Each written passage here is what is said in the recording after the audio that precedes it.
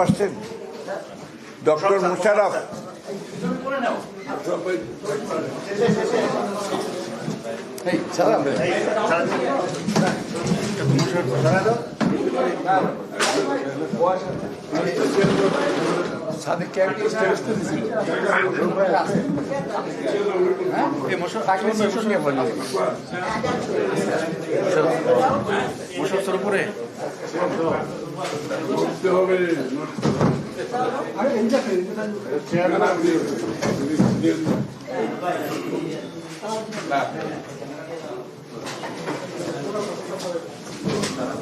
এই স্যার আসবে নাকি জিজ্ঞেস করো।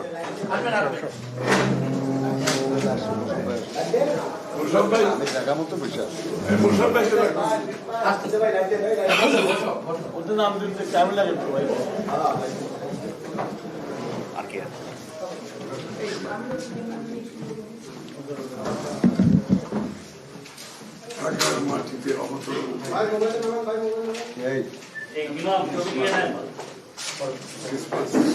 এটা আমাদের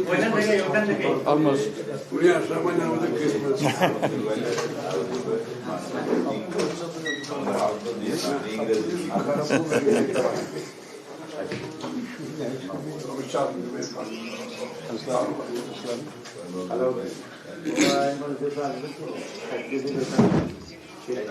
স্যার আসেন, আসেন।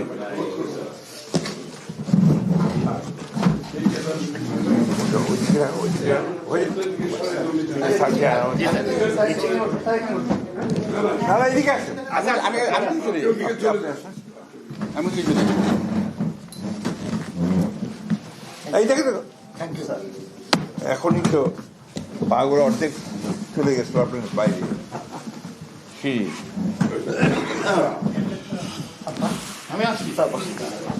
আসছেন সবাই না? প্রিয় সাংবাদিক বন্ধুগণ, সালাম আলাইকুম। আমি আপনাদের এখন যে বার্তা দেব, এই বার্তা শুধু আপনাদের জন্য নয়, সারা দেশের মানুষের জন্যই একটা স্বস্তির বার্তা নিয়ে আসবে। আমি আপনাদের অত্যন্ত আনন্দের সঙ্গে জানাচ্ছি যে আমাদের দলের ভারপ্রাপ্ত চেয়ারম্যান, আমাদের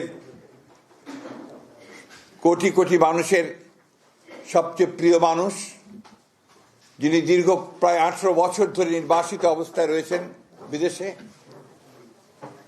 এবং বিগত প্রায়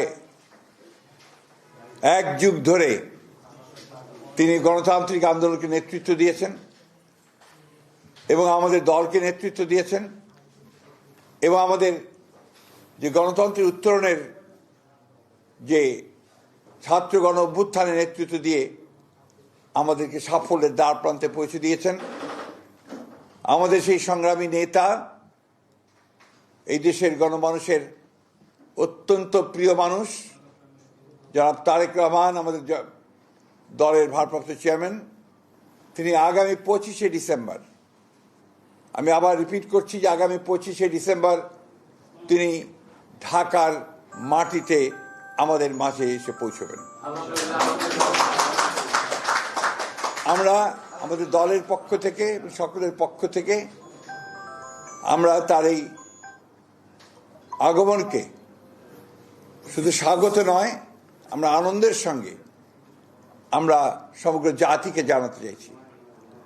এবং আজকে গণতন্ত্র উত্তরণের পথে যে সমস্ত বাধাগুলো সৃষ্টি হয়েছিল, আমরা মনে করি যে আমাদের ভারপ্রাপ্ত চেয়ারম্যান তারেক রহমান সাহেব দেশে এসে পৌঁছলে সেই সমস্ত বাধা দূর হয়ে যাবে। কারণ আপনারা জানেন যে একটা বৈঠক লন্ডনে যেটা আপনার সংগঠিত হয়েছিল, আমাদের ভারপ্রাপ্ত চেয়ারম্যান এবং বর্তমান যে প্রধান উপদেষ্টা, লন্ডনে যে সভাটি হয়েছিল, সেই সভায় সিদ্ধান্ত হয়েছিল যে ফেব্রুয়ারির মাসের মধ্যবর্তী সময় নির্বাচন অনুষ্ঠিত হবে। ফলে আমাদের নির্বাচন সম্পর্কে যতটুকু আপনার একটা শঙ্কা ছিল সেটা চলে গিয়েছিল। এবং গতকাল নির্বাচনের তফসিল ঘোষণার মধ্য দিয়ে নির্বাচনের যে রেল চলতে শুরু করেছে, যে সারা দেশের মানুষের মধ্যে যে একটা আশা প্রত্যাশা সৃষ্টি হয়েছে সেটা বাস্তবায়িত হতে চলেছে। আমরা আবারও আপনাদের জানাতে চাই যে এই বিষয়টা আপনারা যথাযথ আপনার মূল্য দিয়ে আপনারা জাতির সামনে তুলে ধরবেন এবং একই সঙ্গে আমাদের ভারপ্রাপ্ত চেয়ারম্যানের আগমন যেন অত্যন্ত সুন্দর সুষ্ঠুভাবে হতে পারে সেই বিষয়ে আপনারা আমাদেরকে সহযোগিতা করবেন। আপনাদের সকলকে ধন্যবাদ। আরেকটি বিষয় আছে যেটা আমাদের আলোচনা হয়েছে স্ট্যান্ডিং কমিটিতে। আপনারা আজকে দুপুরে যে একটা গুলির বিদ্ধ হয়েছেন হাদি সাহেব, না ইনসাফ পার্টির ওসমান হাদি সাহেব, ইনকিলাব পার্টি, দুঃখিত, ইনকিলাব পার্টি যে মঞ্চ, ইনকিলাব পার্টির মঞ্চের সম্ভাব্য প্রার্থী তিনি গুলিবিদ্ধ হয়েছেন। এটা আমরা সাথে সাথে আমাদের ভারপ্রাপ্ত চেয়ারম্যান মহোদয় কন্ডেম করেছেন, পার্টির তরফ থেকে স্টেটমেন্ট দেওয়া হয়েছে, আমিও বলেছি। আমরা এটাকে সাথে সাথে নিন্দা জানিয়েছি এবং অতি দ্রুত যারা এই হত্যা চেষ্টা করেছে অথবা আমরা গুলি করেছে তাদেরকে বের করে তদন্ত করে তাদেরকে আইনের আওতায় আনার জন্য আমরা বলেছি। আমরা এই কথাও বলেছি যে ঘটনা থেকে প্রমাণিত হয় যে সমস্ত অপশক্তি এই দেশে নির্বাচনকে বানচাল করার জন্য, নির্বাচনটাকে যাতে না হয় তার সেই চেষ্টা করার জন্য যারা কাজ করছে তাদেরই একটা চক্রান্ত বলে আমরা এটাকে মনে করি। সেভাবে আমরা স্টেটমেন্টও দিয়েছি। এবং সব আরও দুর্ভাগ্য যে এটা না বলে আমি পারছি না যে আমাদের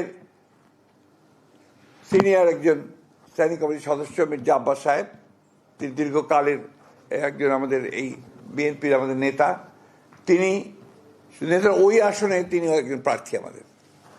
তিনি স্বাভাবিকভাবেই একজন রাজনৈতিক নেতা হিসেবে তিনি সহানুভূতি দেখানোর জন্য সাথে সাথে সেখানে ছুটে গিয়েছিলেন। কিন্তু দুর্ভাগ্যক্রমে সেই দলের কিছু ব্যক্তি, কিছু সমর্থক, আরও কিছু আপনার চক্রান্তকারী তারা সেখানে সমবেত হয়ে উত্তেজনামূলক স্লোগান দেয় এবং এক পর্যায়ে তারা একটা মব সৃষ্টি করার চেষ্টা করে, যেটাকে আমরা তীব্র নিন্দা জানাচ্ছি এবং হুঁশিয়ার করে দিতে চাই আমরা সকল পক্ষকে। এই ধরনের আচরণ করতে গেলে বিএনপি বসে থাকবে না, বিএনপি তার জবাব সাথে সাথে দেবে। আমরা খুব পরিষ্কার করে বলতে চাই যে আমরা কোনো রকমের কোনো গোলযোগ চাই না, কোনো সন্ত্রাস চাই না, কিন্তু বিএনপির উপরে কোনো আঘাত আসলে বিএনপি কখনোই কিন্তু সেটাকে আপনার সহজভাবে নেবে না এবং তার কীভাবে জবাব দিতে হয় বিএনপি সেটা জানে। আমি তাই বলবো এই সমস্ত মব সৃষ্টি না করে, উত্তেজনা সৃষ্টি না করে, নির্বাচনের পরিবেশকে বিনষ্ট না করে সবাই যেন তাদের যেটাকে আমরা বলি যে ফিরে আসে, তাদের সম্বিত ফিরে আসে এবং নির্বাচনটা কিভাবে সুষ্ঠু হবে সেই কাজটা করার চেষ্টা করে। না হলে যেটা হবে সেটা হচ্ছে গণতন্ত্রের উত্তরের পথ ব্যাহত হবে, গণতন্ত্রের যাত্রা ব্যাহত হবে। আমি ওই জন্য অনুরোধ করব সংসদের সকল মহলকে যে তারা যেন এই বিষয়টাকে অত্যন্ত গুরুত্ব দেয় এবং কোনো রকম উত্তেজনা সৃষ্টি না করে আপনার তারা কাজ করে। ধন্যবাদ।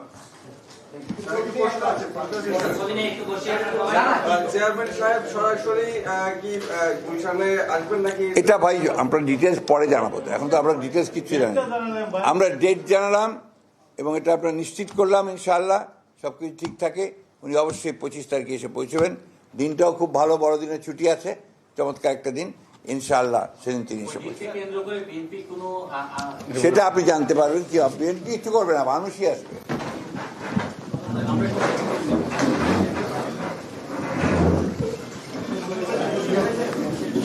পড়ে যাবে